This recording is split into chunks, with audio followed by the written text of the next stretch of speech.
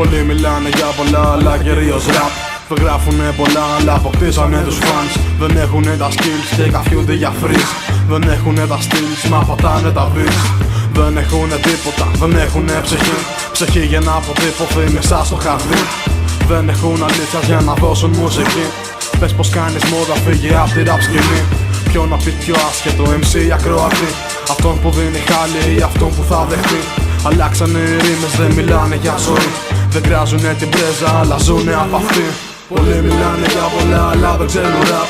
Πολλοί μιλάνε για καπνά, αλλά δεν παίρνουν cash. Βαρέθηκα τις ίδιες μαλακίες ξανά. MC'δες γκάτζωθήκαν στο γαλάνι ψηλά. Πολλοί μιλάνε για πολλά, αλλά δεν ξέρουν rap. Πολλοί μιλάνε για καπνά, αλλά δεν πήρουν cash. Βαρέθηκα τις ίδιες μαλακίες ξανά. MC'δες γκάτζωθήκαν στο γαλάνι ψηλά. Είναι 5:30, πάντα γράφω το πρωί. Απ' τη δύση του ηλίου ως και την Ανατολή.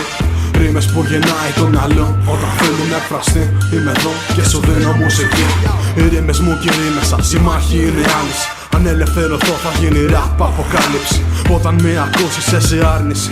Άφηση αμάρτιων δεν έχεις, την πειρά όλοι οι άθλοι.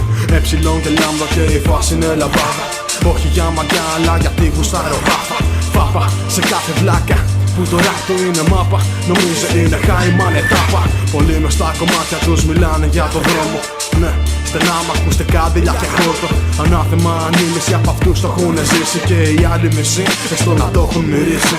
Πολλοί μιλάνε για πολλά αλλά δεν ξέρουν rap. Πολλοί μιλάνε για καπνά αλλά δεν παίρνουν cash. Βαρέθηκα τις ίδιες μαλακίες ξανά. MC'δες γκάτζωθήκαν στο γαλάνι ψηλά. Πολλοί μιλάνε για πολλά αλλά δεν ξέρουν rap. Πολλοί μιλάνε για καπνά αλλά δεν πήρουν cash. Βαρέθηκα τις ίδιες μαλακίες ξανά. MC'δες γκάτζωθήκαν στο γαλάνι ψηλά.